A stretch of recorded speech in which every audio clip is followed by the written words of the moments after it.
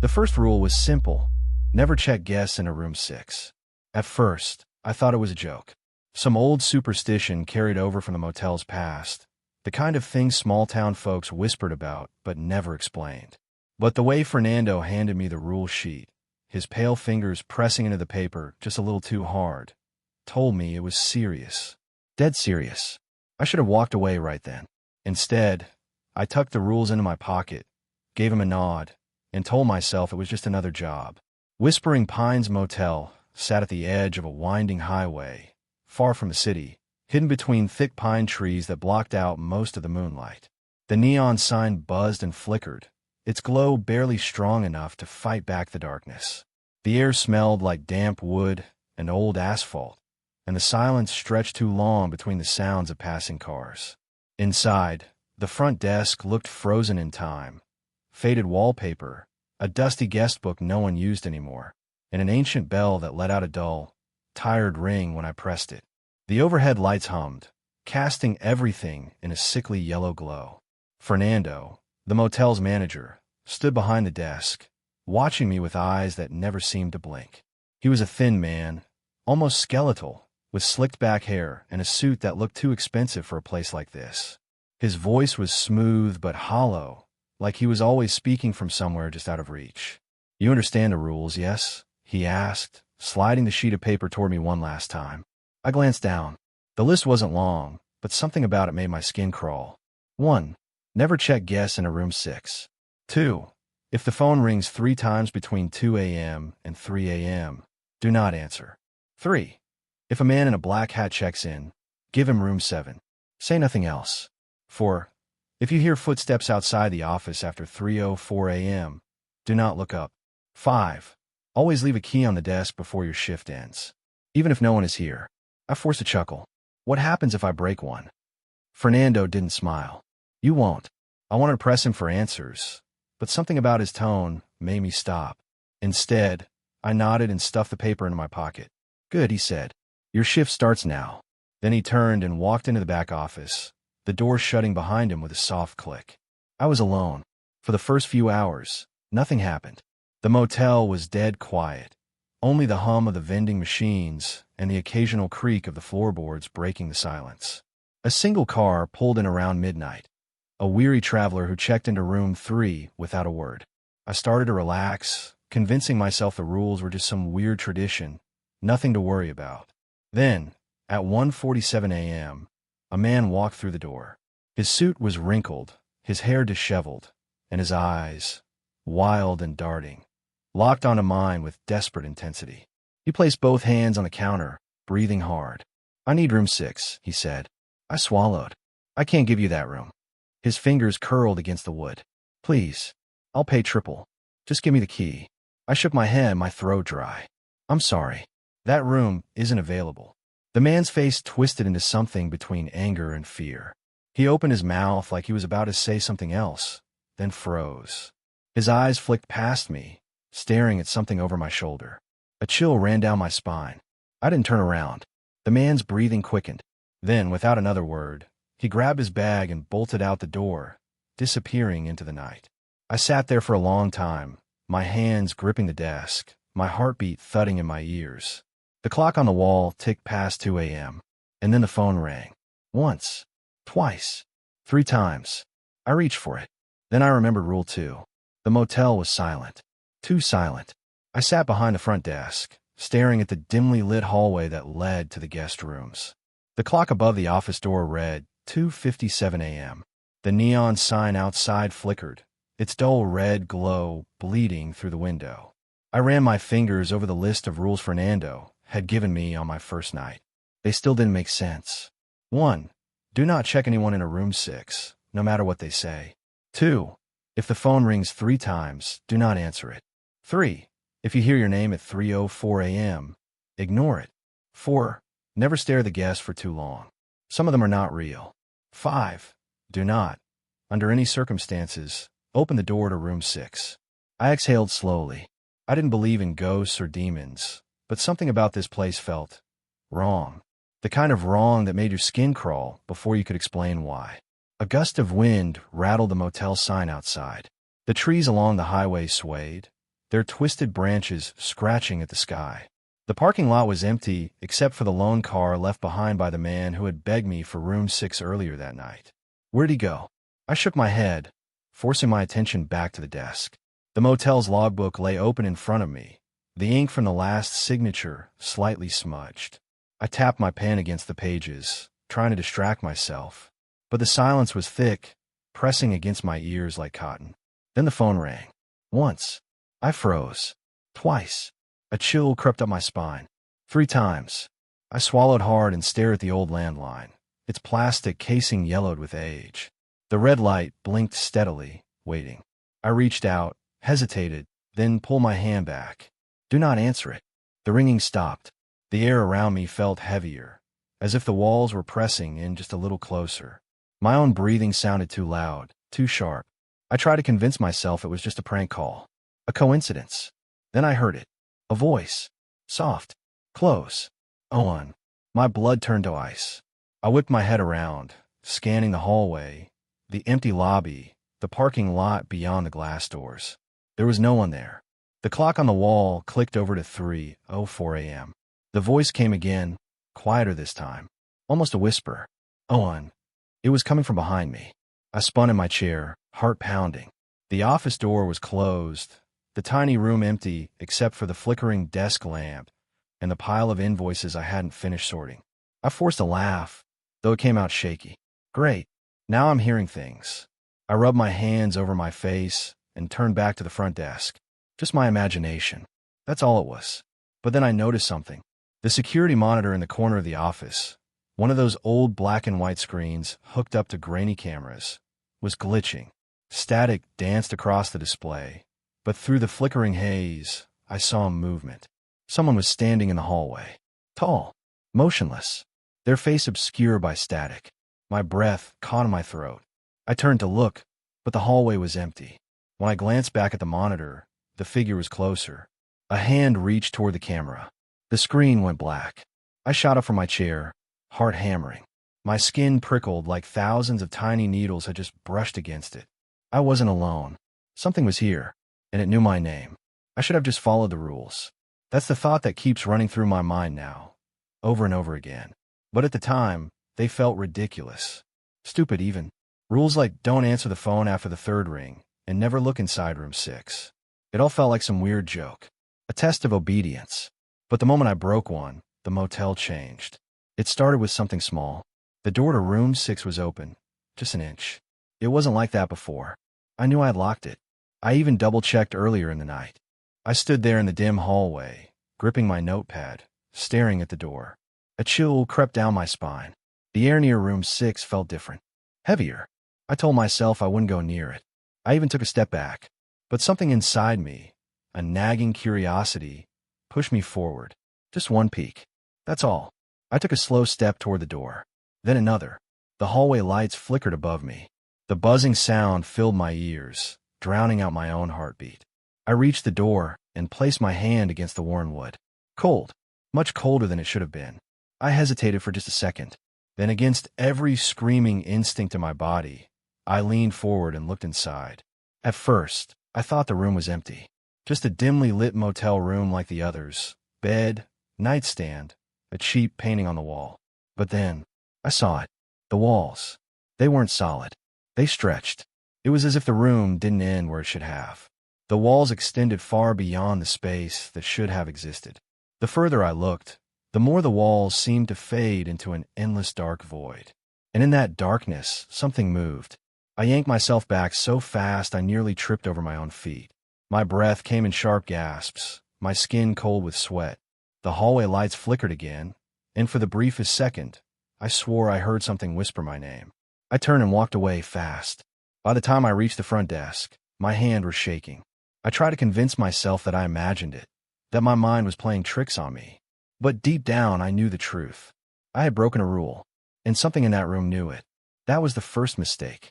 The second mistake happened later that night. At exactly 3:04 a.m., I heard footsteps outside the office. Slow, heavy, dragging.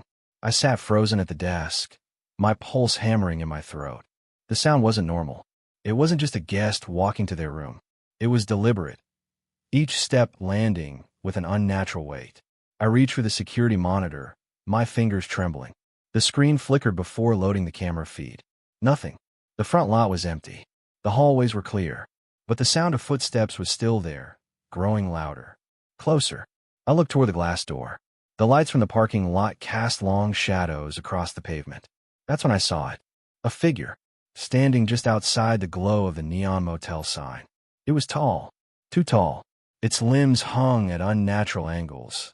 Its head tilted slightly, as if it were watching me. The longer I stared, the more I realized its shadow was stretching toward me. I blinked, and it was gone. The footsteps stopped. The motel fell into silence. I sat there for what felt like hours, my breath coming in short, panic bursts. The air felt thick, like I was breathing through water. Somewhere, deep inside the motel, a door creaked open. I didn't move. I didn't dare, because I knew exactly which door it was. Room 6. I don't remember falling asleep. One moment, I was at the front desk, staring at the flickering security monitors, and the next, I was jolted awake by a sharp knock on the office door. My heart pounded as I checked the time. 3:33 a.m. Again. I hesitated before getting up. The knock came again, 3 slow raps. Something about it felt wrong. Not urgent, not impatient, just a reminder that I was awake. I approached the door cautiously and peered through the peephole. A man stood outside, his face partially hidden under the hood of a worn-out jacket. His eyes darted around nervously. He wasn't a guest. I hadn't seen him before. "Let me in," he whispered, barely audible through the door. Every instinct told me to ignore him, but before I could decide, he leaned in closer. His voice shook. "If you want to live, you need to listen." I unlocked the door. The man stepped inside quickly, glancing over his shoulder before shutting it behind him. Up close, he looked exhausted, like he hadn't slept in days. His clothes were rumpled, his hands shaking slightly. He exhaled sharply and looked at me. "You work here?" he asked. "Yeah," I said. "Who are you?" "I used to be you." His gaze locked onto mine.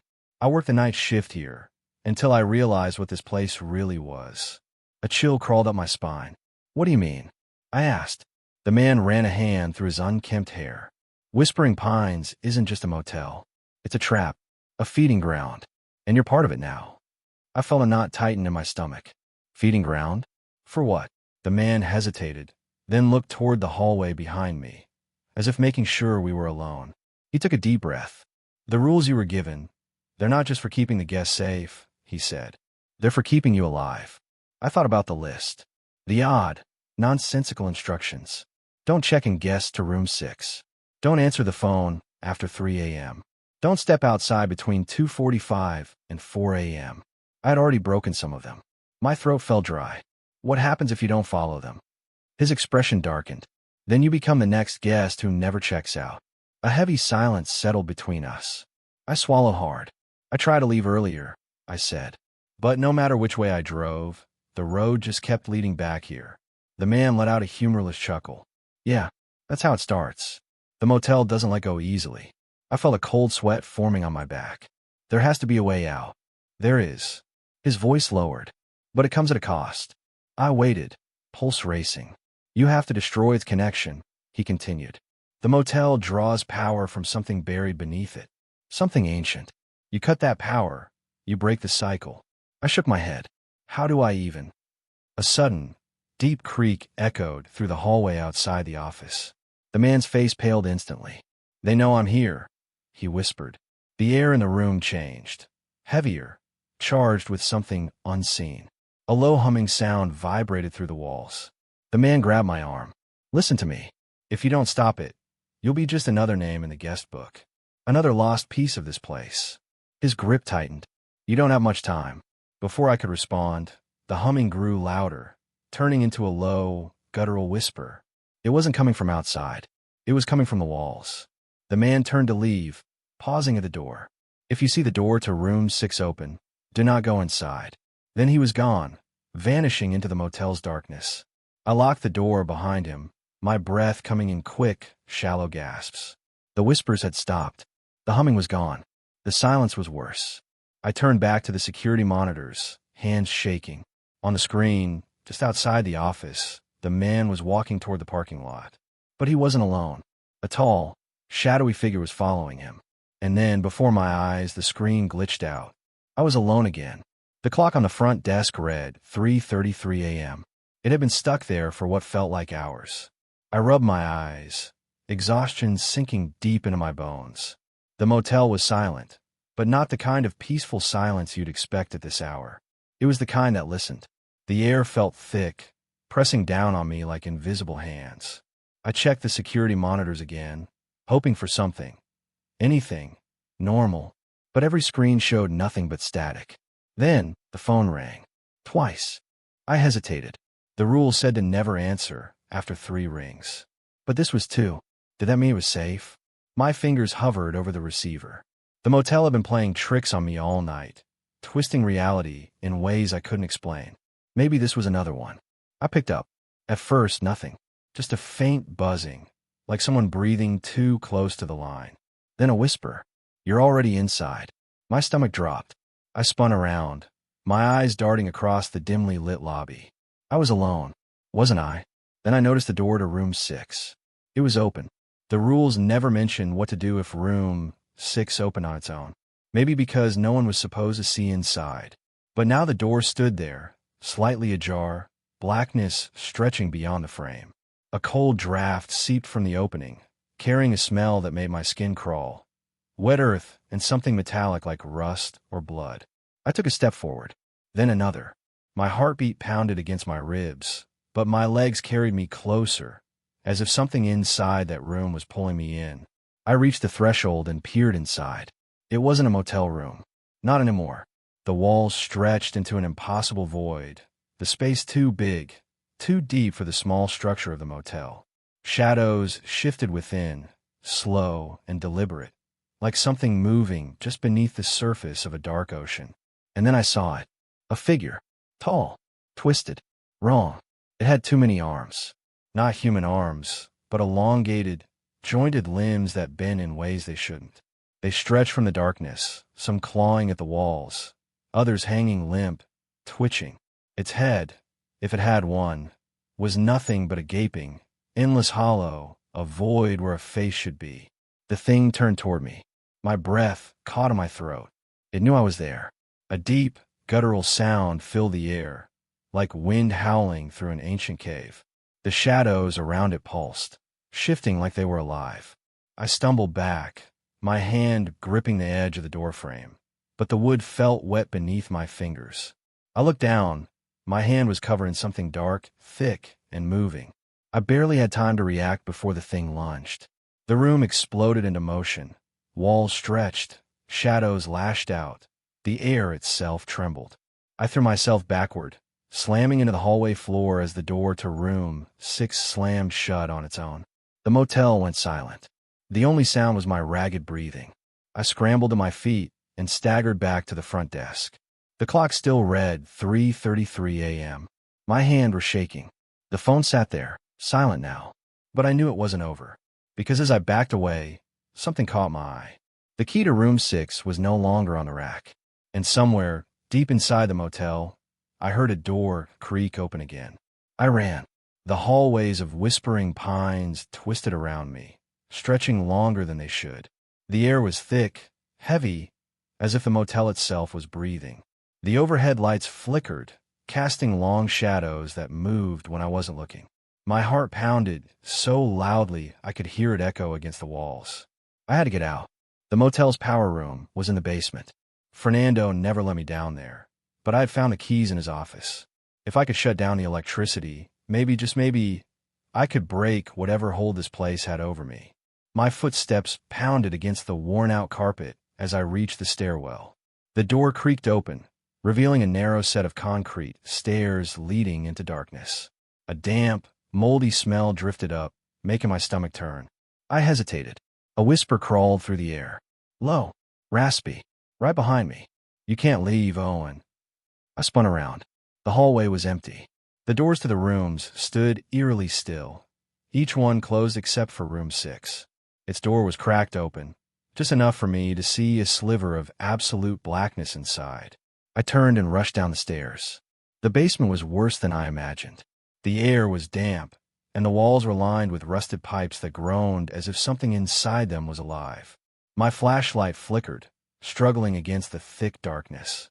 At the end of the hall, a metal door stood slightly ajar. Faint light seeped from the room beyond it. The power room. I pushed the door open and froze. Fernando was already there. He stood by the electrical panel, hands folded in front of him. His face was calm, but his eyes were wrong. Too dark, too deep. "You don't understand, do you?" he said softly. "The motel doesn't let people go. It chooses them." I took a step back. I never chose to be here. His lips curled into something that wasn't quite a smile. "No, Owen. It chose you." Something moved behind him. The shadows in the corner stretched, twisting into long, spindly fingers that curled against the ceiling. A sickening noise filled the room, the wet sound of something unfolding itself. I had no time to think. I lunged forward, grabbing the main power switch. Fernando's expression finally changed. His calm mask slipped, replaced with something sharp, something desperate. "Don't," he snapped. I pulled the switch. The motel screamed. The walls trembled. The lights burst, showering sparks everywhere. The air itself seemed to crack, like glass shattering around me. I fell backward as the ground lurched beneath my feet. Then silence. For a moment, I thought I had done it. Then I heard the door creak open behind me. Slow, heavy footsteps filled the room. I turned, my breath catching in my throat. Something stood in the doorway. Tall, twisted, a shape that didn't belong in this world. It had too many arms, too many fingers. Its face, if it had one, shifted constantly, as if reality couldn't decide what it was supposed to be. The thing from room 6. It reached for me. I ran. The basement stairs felt endless. My legs burned as I pushed forward, my lungs screaming for air. The motel groaned around me, the walls shifting, warping. The front lobby was just ahead, the glass doors wide open. I could see the outside, the dark road, the empty parking lot. I forced myself forward. A hand, cold and wrong, brushed my shoulder. I leapt through the doorway. The moment my feet hit the pavement, everything went silent. I turned back. The motel was gone. No building, no sign, just an empty patch of cracked concrete, overgrown with weeds. The neon sign that once flickered above the entrance was nowhere to be seen. I stood there, panting, trying to make sense of it. The air smelled different, fresher, cleaner, like the world had reset itself the moment I escaped. I reached into my pocket, my hands trembling. A single, rusted key sat there. Room 6. And then my phone buzzed. I pulled it out, staring at the screen. A new message. No number. No name. "You should have followed the rules."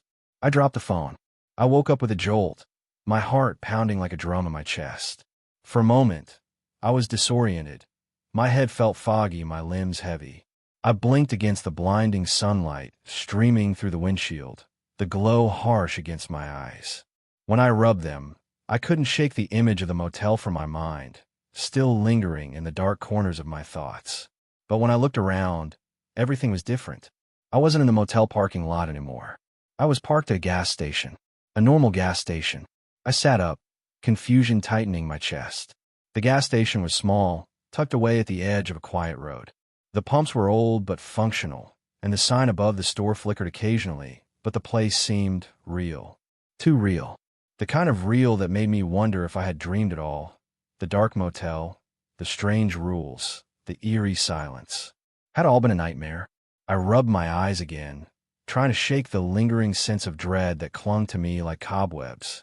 I reached for my phone, still unsure of what had just happened, and checked the screen. There was a message. Just one.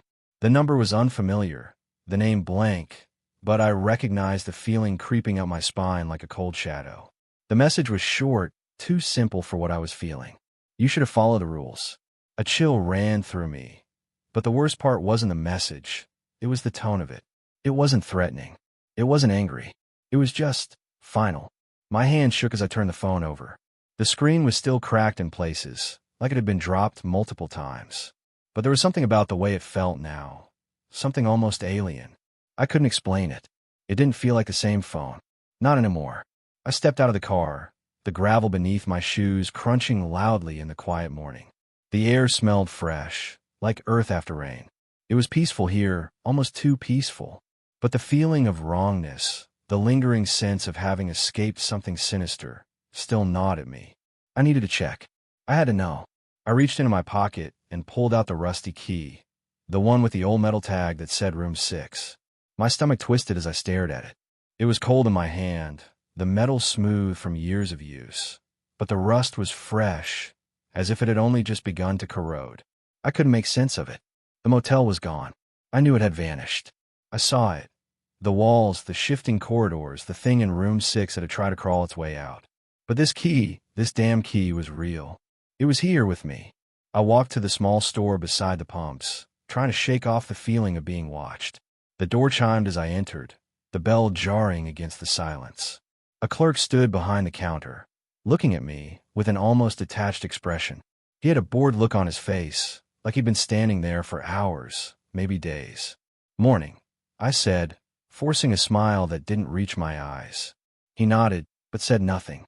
His gaze flicked to the key in my hand, then back to the counter. "Can I help you with something?" he finally asked, his voice thick, as though he'd been asleep on his feet for too long. I shook my head, my throat tight. I didn't know what to say. The key was burning a hole in my pocket, but I couldn't bring myself to say anything. My thoughts were a tangled mess, and the pieces of the last few days refused to line up.